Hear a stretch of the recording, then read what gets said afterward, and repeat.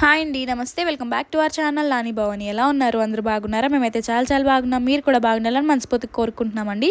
So ఇవాళ మన వీడియోలో మేము లాస్ట్ పోస్ట్ చేసిన వీడియోలో రామేశ్వరం వచ్చేసాము, పంబన్ బ్రిడ్జ్ దగ్గర ఉన్నామని పోస్ట్ చేశా కదా వీడియో. సో అక్కడి నుంచి స్టార్ట్ అయ్యి రామలింగేశ్వర స్వామి టెంపుల్ దగ్గరికి అయితే వచ్చేసామన్నమాట. ఇక కాఫీ తాగి ఇక రూమ్స్ వెతకడం అయితే స్టార్ట్ చేసాము. మమ్మీని, జయని, ఇక మమ్మీ వాళ్ళ పెద్దమ్మని ఒక చోట కూర్చోబెట్టి లగేజ్ అంతా వాళ్ళ దగ్గర పెట్టి డాడీ నేను అయితే రూమ్స్ వెతకనికి వెళ్ళామన్నమాట. సో మేము చాలా రూమ్స్ వెతికాము, అంటే చాలా రూమ్స్ చూసాము, కానీ మాకు అంత బాగా నచ్చలేదన్నమాట. సో ఇక టెంపుల్ ఎదురుగా అయితే ఒక మంచి రూమ్ అయితే దొరికింది. సో వెంటనే మమ్మీ వాళ్ళతో వచ్చేసామన్నమాట ఇక్కడికి. ఈ రూమ్ కాస్ట్ వచ్చేసి 1500 ఛార్జ్ చేశారు పెర్ డేకి. ఫైనల్గా రూమ్ అయితే సెట్ అయిపోయింది. చాలా రూమ్స్ వెతగ్గా అయితే ఇంత మంచి రూమ్ అయితే దొరికింది అనమాట. అసలు ఎన్ని రూమ్స్ వెతికామంటే అన్ని ఫుల్ ఉన్నాయి, కొన్ని అయితే నచ్చలేదు, కొన్ని అయితే ఇంకా కొన్ని నచ్చలేదు. ఇక ఫైనల్ గా ఈ రూమ్ అయితే పర్ఫెక్ట్ గా నచ్చింది మాకు. చూపించాము రూమ్. ఇది వచ్చేసి టెంపుల్ దగ్గరగా తీసుకున్నాం అనమాట. మీ వాళ్ళని ఒక చోట కూర్చోబెట్టి డాడీ నేను వెళ్ళాము వెతకడానికి. గాయస్, ఇప్పుడు మేము సముద్ర స్నానానికి వెళ్తున్నాం అనమాట. అండ్ అలాగే 22 బావిల్లో స్నానం చేద్దామని కూడా వెళ్తున్నాము. మా చూడు, కాశీ నుంచి ఇసుక తీసుకొచ్చామండి. ఆ ఇసుక ఇక్కడ సముద్రంలో కలపాలి, అది ఒక ఆచారం అనమాట. సో అందుకే తీసుకొచ్చాము. డాడీ గాయస్, ఇసుక తీసుకెళ్తున్నాము సముద్రంలో కలపడానికి. మా అమ్మ ఏది చూపించు.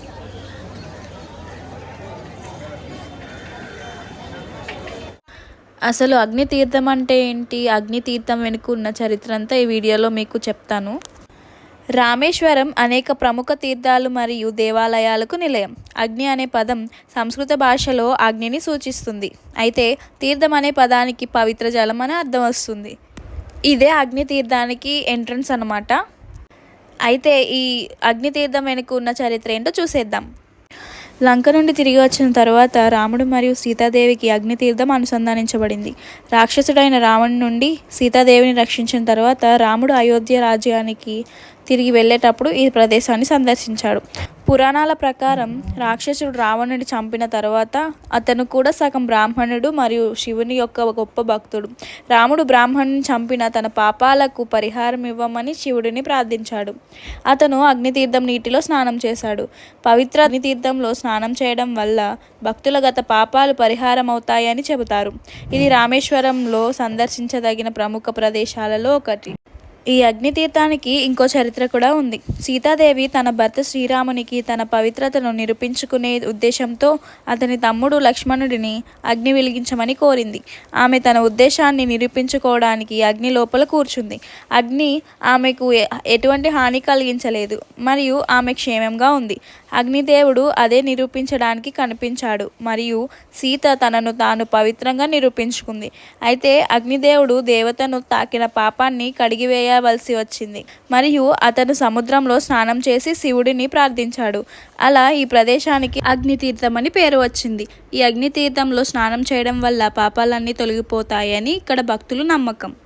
రామేశ్వరానికి వచ్చిన ప్రతి భక్తుడు తప్పకుండా అగ్నితీర్థంలో స్నానం చేయాలి. ఆలయానికి దగ్గరగా సముద్ర తీరంలో ఉన్న ఈ పవిత్ర స్థలంలో తొలుత స్నానం చేసి తర్వాత 22 తీర్థ స్నానం చేసుకోవాలి. జనరల్గా సముద్రం అంటేనే ఉప్పు నీళ్ళు, కానీ ఇక్కడ అగ్నితీర్థంలో ఉండే నీళ్లు కాస్త తీపిగా అనిపిస్తాయి. కొంతమంది భక్తులు ప్రత్యేక పూజలు చేస్తుంటారు. ముఖ్యంగా పితృతర్పణం, దోష నివారణ పూజలు ఇక్కడ చాలా ప్రాచుర్యంలో ఉన్నాయి. మేము రామేశ్వరం రావడం ఇది సెకండ్ టైం అండి. మేము రామేశ్వరం ఫస్ట్ టైం వచ్చినప్పుడు మాకైతే యూట్యూబ్ ఛానల్ లేదు. సో ఇది కాశీ 2 టైమ్స్ వెళ్ళాము, రామేశ్వరం కూడా 2 టైమ్స్ కంప్లీట్ అయిపోయింది దీంతో. అండ్ మళ్ళీ సార్ ఎప్పుడైనా కాశీ వెళ్తే ఇక్కడ అగ్నితీర్థంలో వాటర్ కాశీ గంగలో కలిపితే మంచిదంట, అది ఒక ఆచారము. సో కాశీ నుండి రామేశ్వరం వస్తే అక్కడ నుండి ఇసుక తీసుకొచ్చి రామేశ్వరం అగ్నితీర్థంలో కలుపుతారు. మళ్ళీ రామేశ్వరం నుండి కాశీ వెళ్తే రామేశ్వరం అగ్నితీర్థం వాటర్ తీసుకెళ్ళి కాశీ గంగలో కలుపుతారు. ఇది ఒక ఆచారం. సో డాడీ అందుకని వాటర్ ఫిల్ చేస్తున్నారు అనమాట బాటిల్లోకి. ఇక అగ్నితీర్థం స్నానం పూర్తి అయినాక మేమైతే 22 బావి స్నానం చేద్దామని అయితే స్టార్ట్ అయిపోయామన్నమాట.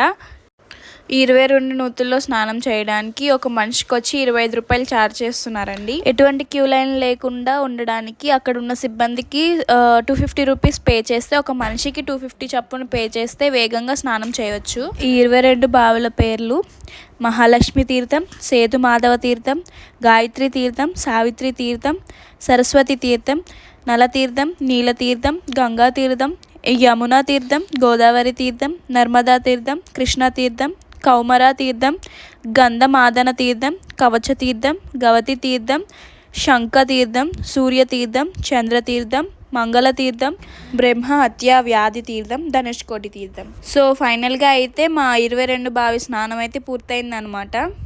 అండ్ ఆ 22 బావిల వాటర్ కూడా కలెక్ట్ చేసుకున్నాము ఒక బాటిల్లోకి.